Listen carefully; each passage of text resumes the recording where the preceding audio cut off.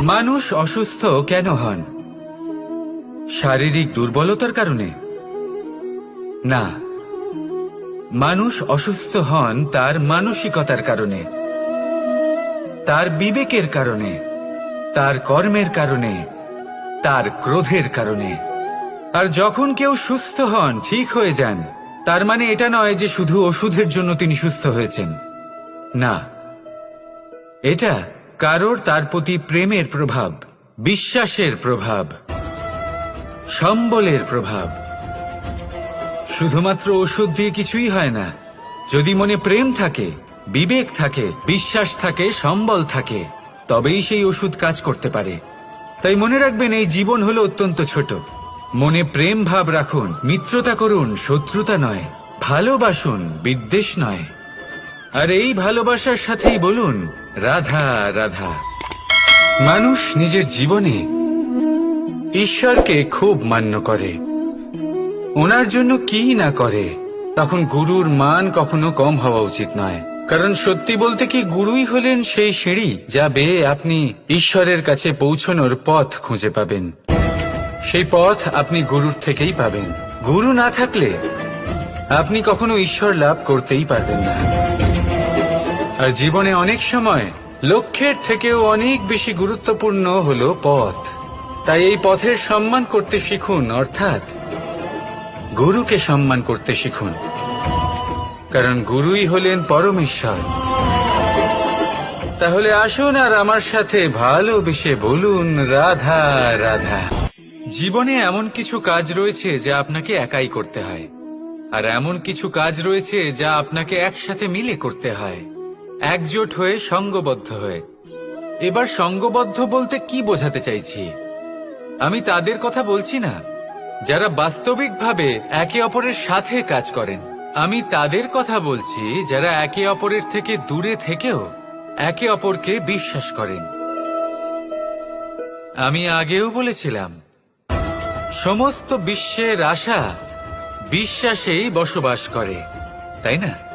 তাই যেখানে সমস্ত বিশ্ব আছে, সমস্ত সংসার আছে, সেইখানেই বিশ্বাস রয়েছে। তাই আপনার আশেপাশে এমন দল সঙ্গবদ্ধ করুন যাদের আপনার উপর বিশ্বাস আছে আর যাদেরকে আপনি বিশ্বাস করতে পারেন। তাহলে আসুন আর আমার সাথে ভালোবেসে বলুন রাধা রাধা। মানুষ এক অত্যন্ত বিচিত্র প্রাণী। পরিকল্পনা করে, ষড়যন্ত্র করে, প্রচেষ্টা করে, কাউকে পরাজিত করার চেষ্টাও করে। সাপকে একটা দড়ি মনে করে হাতে চেপে ধরার চেষ্টা করে, কিন্তু একটা কথা বুঝতেই পারে না, সময়ের এই সাপ, এটা হাতে চেপে ধরাই যায় না। আর আপনি যা করবেন তা আবার ফিরে আসবে আপনারই সামনে। দেখুন, এতে কিছুই যায় আসে না যে আপনি কুম্ভকারের পুত্র নাকি কৃষ্ণের পুত্র। যদি আপনি অনুচিত কর্ম করেন তাহলে আপনার সাথেও অনুচিতই হবে। অশুভ কর্ম করলে আপনার সাথেও অশুভই হবে। কুরু বংশ অত্যন্ত মহান বংশ ছিল। এই কুরু বংশ কি হলো তার সাথে? একটা গোটা বংশ বয়ে গেল, কারণ ওনাদের উদ্দেশ্য অশুভ ছিল। অন্যদিকে 5 জন বনবাসী পাণ্ডব মহাভারত বিজয়ী হলেন, কারণ তাদের উদ্দেশ্য শুভ ছিল। তাই মনে রাখবেন, শুভ অগ্নি প্রজ্বলিত করবেন, শুভ তাপ সঞ্চার হবে। অশুভ অগ্নি প্রজ্বলিত করবেন, নরকেই জ্বলতে হবে। তাহলে আসুন আর আমার সাথে ভালোবেসে বলুন রাধা রাধা। আমরা যে মানুষকে চাই, যাকে আমরা ভালোবাসি, তাকে একটা উপহার অবশ্যই দিতে চাই। এমন এক উপহার যা ওনার ভালো লাগবে, যা শ্রেষ্ঠ হবে, অতি প্রিয় হবে, বহুমূল্য হবে, বা বলতে পারেন মূল্যবান হবে। তাই আমরা কি করি? আমরা বাজারে যাই, তার জন্য স্বর্ণ, আভূষণ, হিরে, মুক্ত এইসব নিয়ে আসি। কিন্তু এটাই কি সর্বশ্রেষ্ঠ উপহার? কখনোই নয়। সর্বশ্রেষ্ঠ উপহার হলো স্বাধীনতা, তাকে নিজের মনের মতো বাঁচার স্বাধীনতা। যদি আপনি কাউকে স্বাধীনতা না দিতে পারেন, তাহলে সে কোথাও না কোথাও বন্দী হয়ে যায়, তার বিকাশ কোথাও না কোথাও আটকে যায়। কিন্তু যদি আপনি কাউকে স্বাধীনতা দিতে পারেন, তাহলে আপনি দেখবেন ও সমস্ত সংসারকে, এই জীবনকে নিজের দৃষ্টিভঙ্গি দিয়ে দেখবে, বুঝবে যে কোনটা হলো উচিত আর কোনটা হলো অনুচিত, আর এটাই হলো সর্বশ্রেষ্ঠ। আর এবার যদি কাউকে স্বাধীনতার মাধ্যমে এত বড় একটা শক্তি দিতে পারেন, তাহলে আপনি আমাকে বলুন, এর থেকে বড় উপহার আর কি হতে পারে? আসুন আর আমার সাথে ভালোবেসে বলুন, রাধা রাধা। আপনার জীবনে আপনার প্রকৃত বন্ধু আসলে কে? আপনার সব থেকে শ্রেষ্ঠ মিত্র আসলে কে? তিনি যিনি সময় এলে পরে আপনাকে সাহায্য করেন, নাকি তিনি যিনি সময় এলে পরে আপনাকে অর্থ দেন? দেখুন, আমরা হলাম মানুষ, আমাদের জীবনে লেনদেন চলতেই থাকে, এটা আমাদের জীবনের অভিন্ন অংশ। কিন্তু অনেক সময় এমন হয় যে আমরা তাকেই নিজের প্রকৃত বন্ধু বলে মনে করি, যিনি আমাদের একটা বহুমূল্য উপহার দেন, ঠিক কিনা? এবার আপনার জীবনে সেই বহুমূল্য উপহার কোনটা, ওই অমূল্য মিত্র আসলে কে, সেই সিদ্ধান্ত হলো আপনার। কিন্তু যদি আপনি আমাকে জিজ্ঞেস করেন, তাহলে আমার মতে স্বর্ণ, হিরে, মুক্ত, ধন এগুলো বহুমূল্য নয়। বহুমূল্য হলো সঙ্গ, যখন আপনি একা হয়ে যাবেন; সময়, যখন আপনার তাকে প্রয়োজন হবে; সমর্পণ, যখন আপনার বিশ্বাসের প্রয়োজন পড়বে। যে মানুষ আপনার প্রতি এই 3 গুণ প্রদর্শন করেন, যিনি আপনার কঠিন সময়ে আপনাকে অবশ্যই সঙ্গ দেবেন, যখন আপনার প্রয়োজন পড়বে আপনাকে অবশ্যই সময় দেবেন, আপনার প্রতি সম্পূর্ণ সমর্পিত থাকবেন, সেই হলো আপনার আসল মিত্র, সেই হলো আপনার প্রকৃত বন্ধু। কারণ সত্যি বললে, বন্ধুত্বের অর্থই হলো নিজেকে সম্পূর্ণরূপে কারোর কাছে সমর্পণ করে দেওয়া। তাই আপনার সেই বন্ধুর জন্য নিজের প্রাণ উজাড় করে দিন, আর ভালোবেসে বলুন, রাধা রাধা। পিতা আর পুত্রের সম্পর্ক অত্যন্ত মধুর হয়ে থাকে। পিতা স্বপ্ন দেখেন, তাকে পূর্ণ করার সকল সম্ভাব্য চেষ্টা করেন, কিন্তু তিনি কখনো পৌঁছতে পারেননি, সেই স্থানে ওনার পুত্র অবশ্যই পৌঁছবে।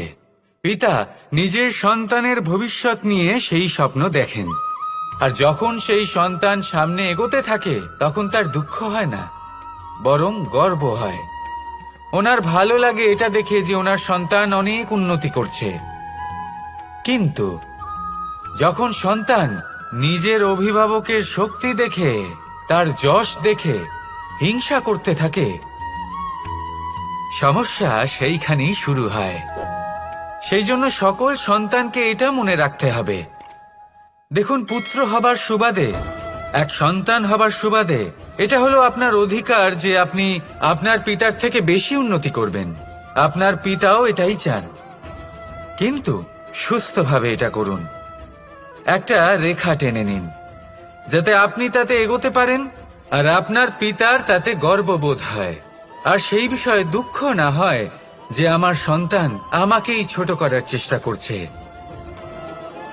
ইতিহাস সাক্ষী রয়েছে, যে মানুষ অন্য কাউকে ছোট করার চেষ্টা করেছেন, সেই মানুষই ছোট হয়ে গেছেন। আর আমার মনে হয় না আপনি এটা চান, কারণ কোনো একদিন আপনিও কারোর পিতা হবেন। আসুন আমার সাথে ভালোবেসে বলুন, রাধা রাধা।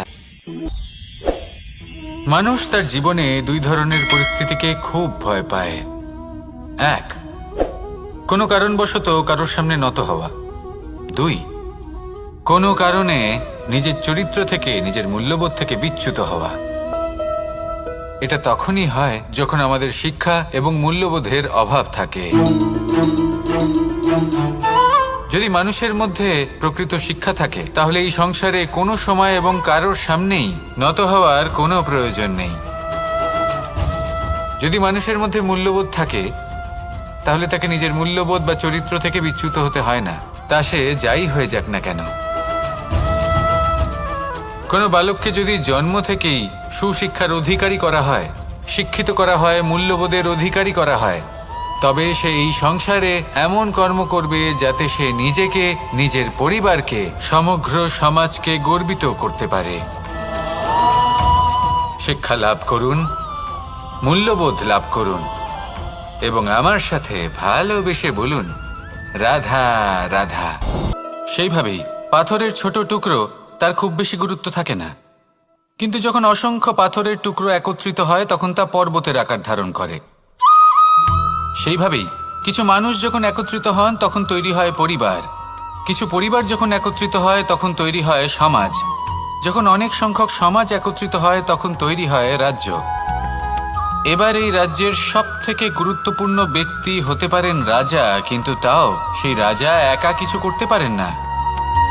যুদ্ধ লড়ার সময় তারও নিজের সৈন্যদলকে প্রয়োজন পড়ে। কিন্তু এই সংসারে এমন একজন ব্যক্তি আছেন যিনি একাই সব কাজ করতে থাকেন, এবং সেই ব্যক্তি হলেন মা। আমাদের জীবনে একজন পিতার ভূমিকা কিন্তু নিঃসন্দেহে অমূল্য, কিন্তু আমাদের সকলের জীবনে যে ভূমিকা একজন মায়ের তা অন্য কারোর থাকে না। একজন মা একাই সন্তানকে বড় করতে পারেন, সংস্কারী করে তুলতে পারেন, তার জন্য পরিশ্রম করেন। আর এত কিছু কাজ করার পরেও তার কাজের জন্য তিনি প্রশংসা অবশ্য পান না। উল্টে যদি সেই সন্তান অনুচিত পথে চালিত হয়, অনুচিত কর্ম করে, তখন সেই মাকেই অপবাদের পাত্র হয়ে উঠতে হয়। আমাদের জীবনে মায়ের যোগদান কতটা সেটা বুঝুন। আপনাকে বড় করে তোলার জন্য উনি কতটা পরিশ্রম করেছেন সেটা বুঝুন। আজ থেকে, এখন থেকে, এই মুহূর্ত থেকে মাকে সম্মান করতে শিখুন। যখন সময় পাবেন, যখন সুযোগ হবে, তখন তার প্রশংসা করুন, ওনারও ভালো লাগবে। আর মায়ের এই মমতার জন্য, তার এই ভূমিকার জন্য আসুন সবাই মিলে আমরা তাকে প্রণাম করি, আর সকলে মিলে ভালোবেসে বলি, রাধা রাধা। মানুষের মানসিকতা এমন হয় যে সে যতটা করে আশা করে যে তার থেকে অনেক বেশি তার বদলে সে পাবে। দেখুন, সবকিছুই আপনার ভাবনা চিন্তার উপর নির্ভর করছে। আপনি যদি ফলের বিষয়ে ভেবে কর্ম করতে থাকেন তাহলে সেটা অনুচিত। জীবনের আসল আনন্দ হলো নিজের কর্ম করতে থাকা, ফলের চিন্তা করা উচিত নয়। যদি আপনি এরকম ভাবেন যে আমি এতটা করছি, আমার এতটা পাওয়া উচিত, সেই ভাবনা অনুচিত। যদি আপনি সেবার মানসিকতা নিয়ে কর্ম করতে থাকেন, কর্মচক্রে প্রবাহিত হন, যদি আপনি এমন ভাবনা রাখেন যে আমি এতটা পাচ্ছি তাই এর থেকে অনেক বেশি আমি কর্ম করব, তাহলে নিশ্চিত রূপে আপনি যতটা করছেন তার থেকে অনেক বেশি আপনি পাবেন, আপনার আশার থেকে অনেক বেশি আপনি পাবেন। শুধু জীবনে অনেক বেশি কাজ করতে থাকুন, ফলের চিন্তা করবেন না। আর মনে রাখবেন, এই ভাবনাই সব থেকে বড় বীজ। কর্মের উপর বিশ্বাস রাখুন, জীবনে যা যা আপনি চান সবই সুখময় হবে। আসুন আর আমার সাথে ভালোবেসে বলুন, রাধা রাধা। আপনি কখনো পর্বতের শিখরে উঠেছেন? আপনি দেখতে পাবেন পর্বতের পদতলে প্রচুর সুন্দর ফুল রয়েছে, সবুজ বনানী রয়েছে।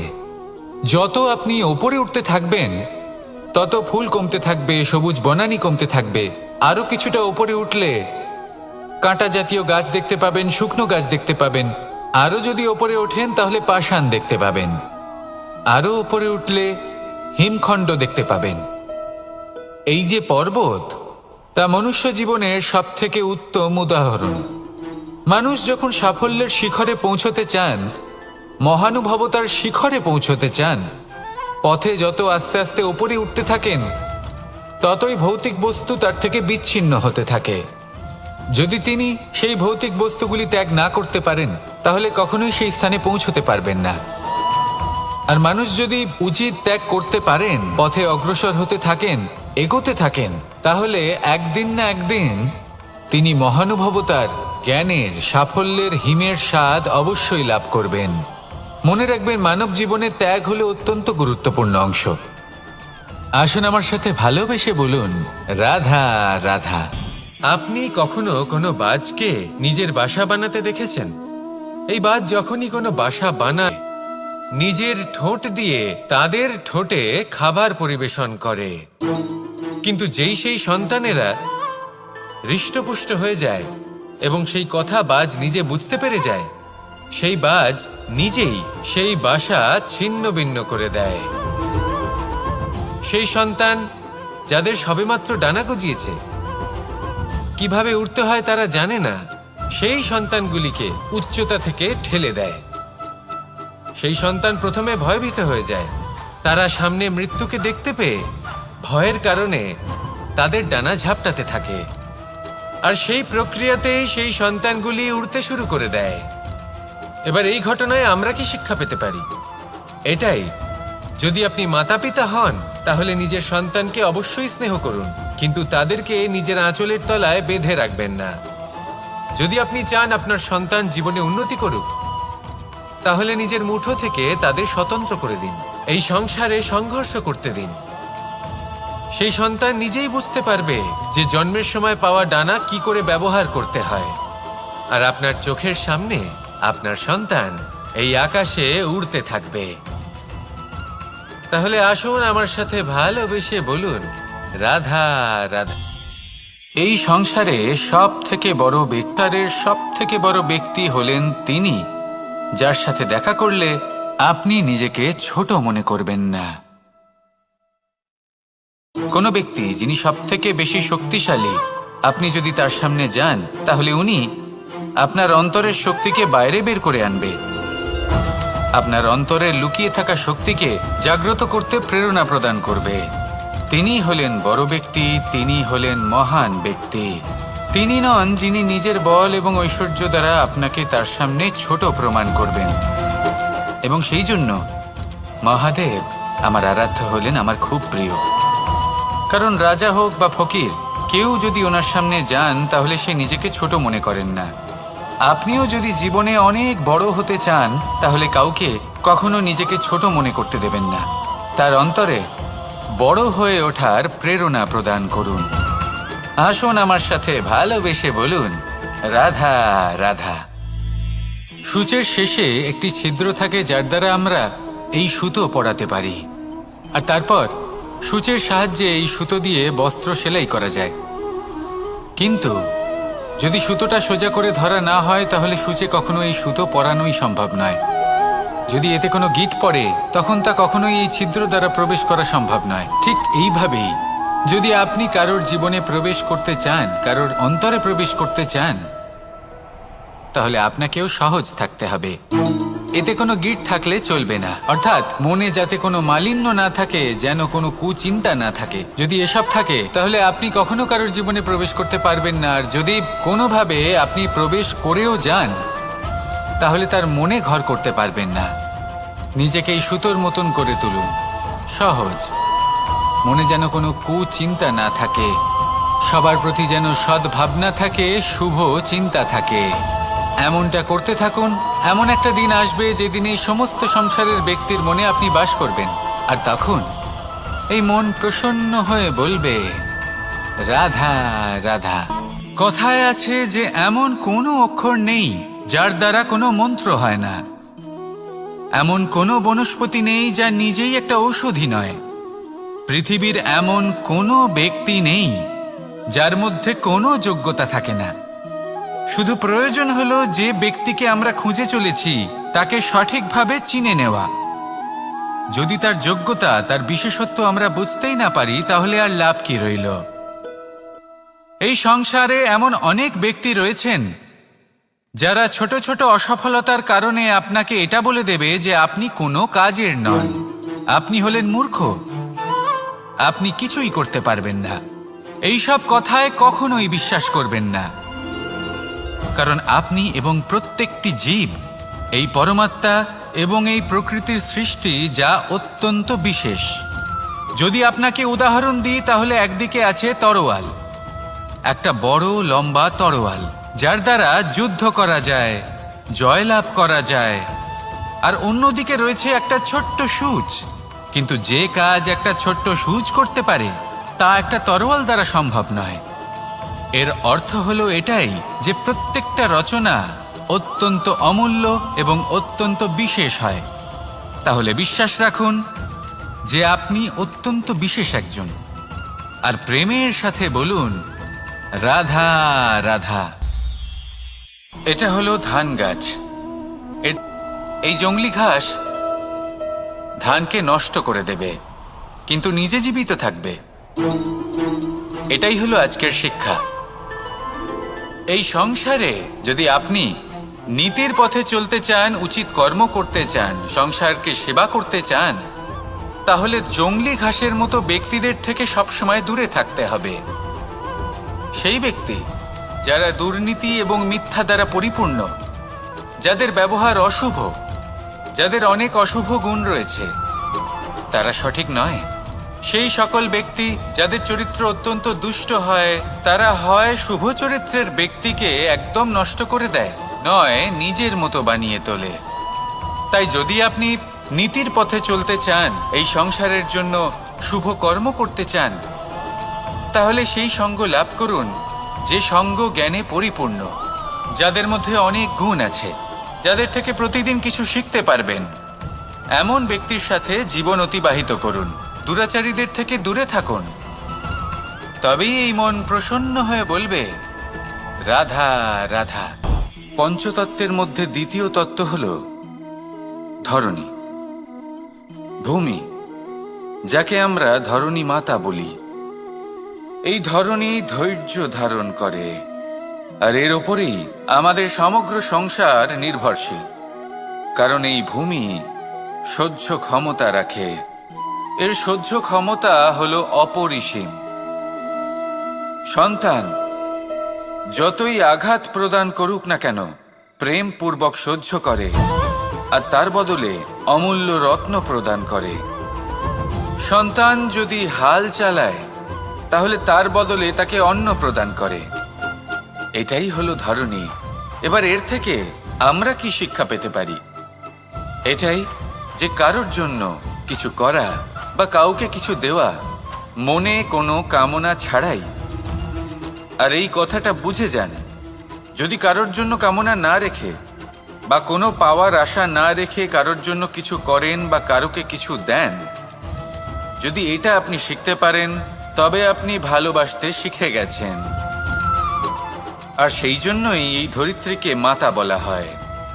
কারণ মাতা শুধু উনি নন যিনি গর্ভে সন্তানকে ধারণ করেন, মাতা তো উনিও যিনি জীবন বাঁচতে শেখান, যিনি জীবন বাঁচার উদাহরণ প্রদান করেন। তাহলে ধরণীর থেকে এই নিঃস্বার্থ ভাব শিখুন, নিঃস্বার্থ ভালোবাসা শিখুন, আর এই ভালোবাসার সাথেই বলুন রাধা রাধা। এই সংসারে আমরা প্রকাশ কোথা থেকে পাই? এর উত্তর বড়ই সরল। ভোরে যখন সূর্যোদয় হয়, তখন প্রকাশের কিরণ আমাদের ঘরে এসে পৌঁছয়। এইভাবেই আমরা প্রকাশ লাভ করি। এবার এই প্রকাশের আলোতেই আমরা সারাদিনের কাজ সম্পন্ন করি।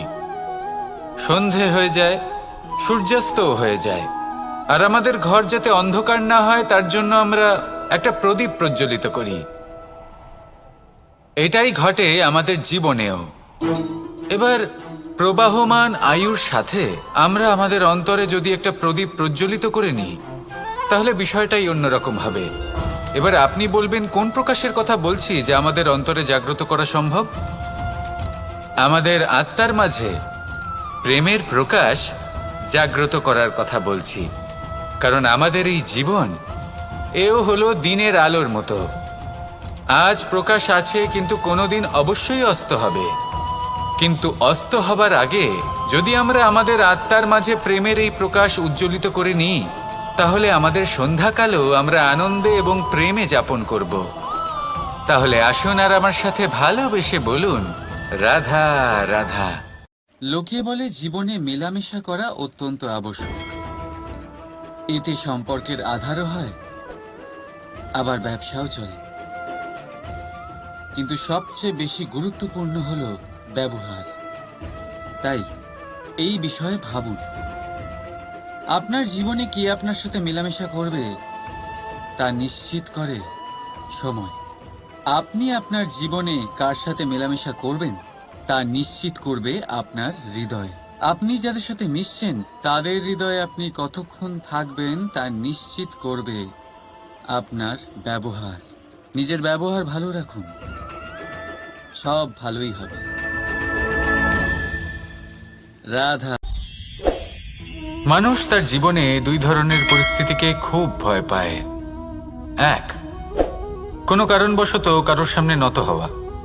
দুই, কোনো কারণে নিজের চরিত্র থেকে, নিজের মূল্যবোধ থেকে বিচ্যুত হওয়া। এবার কেন হয় এরকম যে কথায় কথায় কারোর সামনে নত হতে হয়? কেন বারংবার নিজের চরিত্র থেকে চ্যুত হতে হয়? এরকম কেন হয়? এটা তখনই হয় যখন আমাদের শিক্ষা এবং মূল্যবোধের অভাব থাকে। যদি মানুষের মধ্যে প্রকৃত শিক্ষা থাকে তাহলে এই সংসারে কোনো সময় এবং কারোর সামনেই নত হওয়ার কোনো প্রয়োজন নেই। যদি মানুষের মধ্যে মূল্যবোধ থাকে তাহলে তাকে নিজের মূল্যবোধ বা চরিত্র থেকে বিচ্যুত হতে হয় না, তা সে যাই হয়ে যাক না কেন। কোনো বালককে যদি জন্ম থেকেই সুশিক্ষার অধিকারী করা হয়, শিক্ষিত করা হয়, মূল্যবোধের অধিকারী করা হয়, তবে সে এই সংসারে এমন কর্ম করবে যাতে সে নিজেকে, নিজের পরিবারকে, সমগ্র সমাজকে গর্বিত করতে পারে। শিক্ষা লাভ করুন, মূল্যবোধ লাভ করুন এবং আমার সাথে ভালোবেসে বলুন, রাধা রাধা। এই সংসারে কোনো বস্তু হোক বা ব্যক্তি হোক, তার একার গুরুত্ব কিন্তু খুব বেশি নয়। একটা উদাহরণ হিসেবে বৃষ্টির ফোঁটাকে ভেবে দেখুন।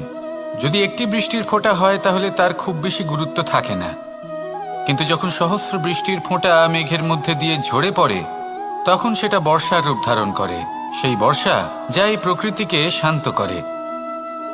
সেইভাবেই পাথরের ছোট টুকরো, তার খুব বেশি গুরুত্ব থাকে না, কিন্তু যখন অসংখ্য পাথরের টুকরো একত্রিত হয় তখন তা পর্বতের আকার ধারণ করে। সেইভাবেই কিছু মানুষ যখন একত্রিত হন তখন তৈরি হয় পরিবার, কিছু পরিবার যখন একত্রিত হয় তখন তৈরি হয় সমাজ, যখন অনেক সংখ্যক সমাজ একত্রিত হয় তখন তৈরি হয় রাজ্য। এবার এই রাজ্যের সবথেকে গুরুত্বপূর্ণ ব্যক্তি হতে পারেন রাজা, কিন্তু তাও সেই রাজা একা কিছু করতে পারেন না। যুদ্ধ লড়ার সময় তারও নিজের সৈন্যদলকে প্রয়োজন পড়ে। কিন্তু এই সংসারে এমন একজন ব্যক্তি আছেন যিনি একাই সব কাজ করতে থাকেন, এবং সেই ব্যক্তি হলেন মা। আমাদের জীবনে একজন পিতার ভূমিকা কিন্তু নিঃসন্দেহে অমূল্য, কিন্তু আমাদের সকলের জীবনে যে ভূমিকা একজন মায়ের তা অন্য কারোর থাকে না। একজন মা একাই সন্তানকে বড় করতে পারেন, সংস্কারী করে তুলতে পারেন, তার জন্য পরিশ্রম করেন। আর এত কিছু কাজ করার পরেও তার কাজের জন্য তিনি প্রশংসা অবশ্য পান না। উল্টে যদি সেই সন্তান অনুচিত পথে চালিত হয়, অনুচিত কর্ম করে, তখন সেই মাকেই অপবাদের পাত্র হয়ে উঠতে হয়। আমাদের জীবনে মায়ের যোগদান কতটা সেটা বুঝুন। আপনাকে বড় করে তোলার জন্য উনি কতটা পরিশ্রম করেছেন সেটা বুঝুন। আজ থেকে, এখন থেকে, এই মুহূর্ত থেকে মাকে সম্মান করতে শিখুন। যখন সময় পাবেন, যখন সুযোগ হবে, তখন তার প্রশংসা করুন, ওনারও ভালো লাগবে। আর মায়ের এই মমতার জন্য, তার এই ভূমিকার জন্য আসুন সবাই মিলে আমরা তাকে প্রণাম করি, আর সকলে মিলে ভালোবেসে বলি, রাধা রাধা। মানুষের মানসিকতা এমন হয় যে সে যতটা করে আশা করে যে তার থেকে অনেক বেশি তার বদলে সে পাবে। দেখুন, সবকিছুই আপনার ভাবনা চিন্তার উপর নির্ভর করছে। আপনি যদি ফলের বিষয়ে ভেবে কর্ম করতে থাকেন তাহলে সেটা অনুচিত। জীবনের আসল আনন্দ হলো নিজের কর্ম করতে থাকা, ফলের চিন্তা করা উচিত নয়। যদি আপনি এরকম ভাবেন যে আমি এতটা করছি, আমার এতটা পাওয়া উচিত, সেই ভাবনা অনুচিত। যদি আপনি সেবার মানসিকতা নিয়ে কর্ম করতে থাকেন, কর্মচক্রে প্রবাহিত হন, যদি আপনি এমন ভাবনা রাখেন যে আমি এতটা পাচ্ছি তাই এর থেকে অনেক বেশি আমি কর্ম করব, তাহলে নিশ্চিতরূপে আপনি যতটা করছেন তার থেকে অনেক বেশি আপনি পাবেন, আপনার আশার থেকে অনেক বেশি আপনি পাবেন। শুধু জীবনে অনেক বেশি কাজ করতে থাকুন, ফলের চিন্তা করবেন না। আর মনে রাখবেন, এই ভাবনাই সব থেকে বড় বীজ। কর্মের উপর বিশ্বাস রাখুন, জীবনে যা যা আপনি চান সবই সুখময় হবে। আসুন আর আমার সাথে ভালোবেসে বলুন, রাধা রাধা। আপনি কখনো পর্বতের শিখরে উঠেছেন? আপনি দেখতে পাবেন পর্বতের পদতলে প্রচুর সুন্দর ফুল রয়েছে, সবুজ বনানী রয়েছে। যত আপনি ওপরে উঠতে থাকবেন তত ফুল কমতে থাকবে, সবুজ বনানী কমতে থাকবে। আরো কিছুটা ওপরে উঠলে কাঁটা জাতীয় গাছ দেখতে পাবেন, শুকনো গাছ দেখতে পাবেন। আরো যদি ওপরে ওঠেন তাহলে পাষাণ দেখতে পাবেন। আরো ওপরে উঠলে হিমখণ্ড দেখতে পাবেন। এই যে পর্বত, তা মনুষ্য জীবনের সব থেকে উত্তম উদাহরণ। মানুষ যখন সাফল্যের শিখরে পৌঁছতে চান, মহানুভবতার শিখরে পৌঁছতে চান, পথে যত আস্তে আস্তে ওপরে উঠতে থাকেন ততই ভৌতিক বস্তু তার থেকে বিচ্ছিন্ন হতে থাকে। যদি তিনি সেই ভৌতিক বস্তুগুলি ত্যাগ না করতে পারেন তাহলে কখনোই সেই স্থানে পৌঁছতে পারবেন না। আর মানুষ যদি উচিত ত্যাগ করতে পারেন, পথে অগ্রসর হতে থাকেন, এগোতে থাকেন, তাহলে একদিন না একদিন তিনি মহানুভবতার, জ্ঞানের, সাফল্যের হিমের স্বাদ অবশ্যই লাভ করবেন।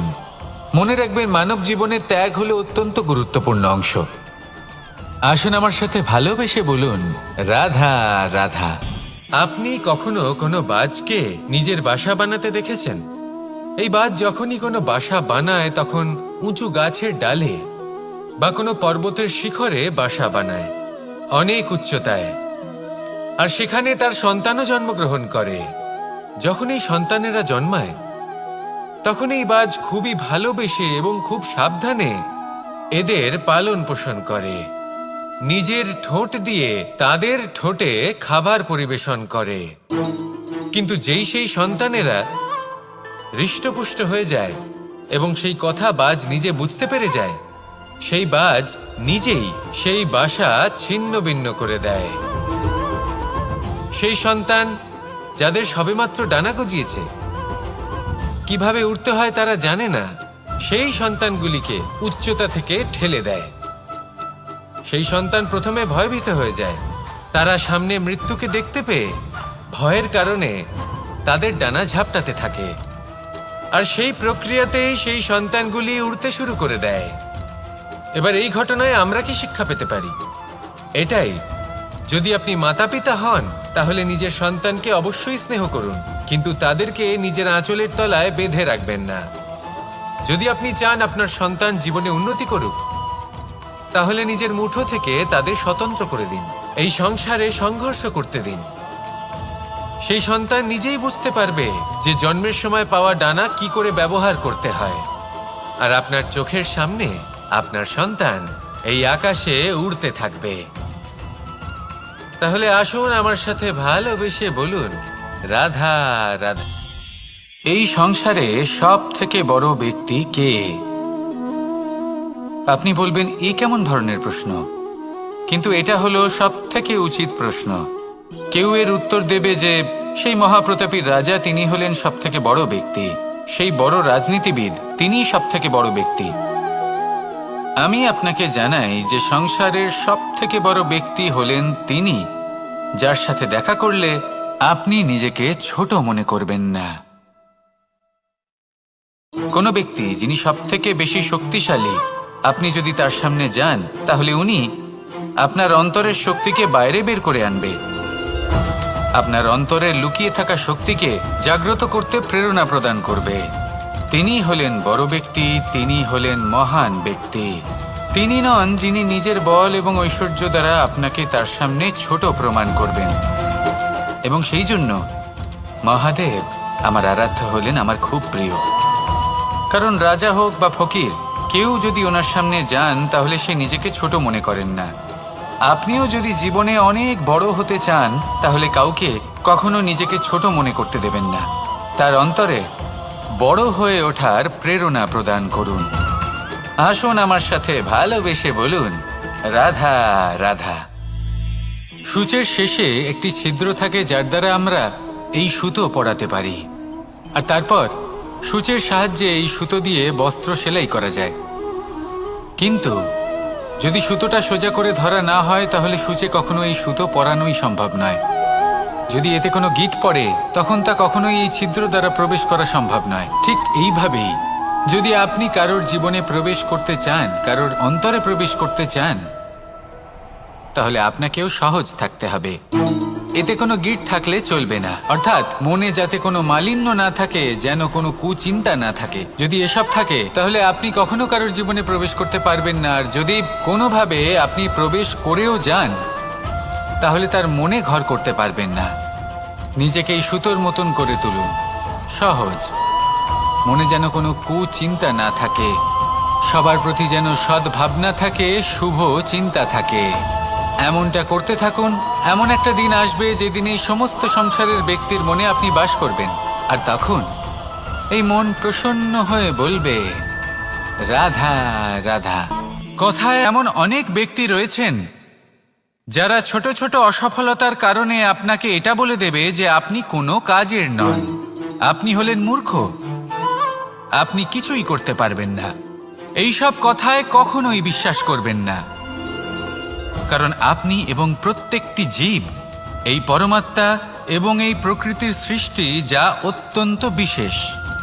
যদি আপনাকে উদাহরণ দিই, তাহলে একদিকে আছে তরোয়াল, একটা বড় লম্বা তরোয়াল, যার দ্বারা যুদ্ধ করা যায়, জয়লাভ করা যায়। আর অন্যদিকে রয়েছে একটা ছোট্ট সূচ। কিন্তু যে কাজ একটা ছোট্ট সূচ করতে পারে, তা একটা তরোয়াল দ্বারা সম্ভব নয়। এর অর্থ হলো এটাই যে প্রত্যেকটা রচনা অত্যন্ত অমূল্য এবং অত্যন্ত বিশেষ হয়। তাহলে বিশ্বাস রাখুন যে আপনি অত্যন্ত বিশেষ একজন। আর প্রেমের সাথে বলুন, রাধা রাধা।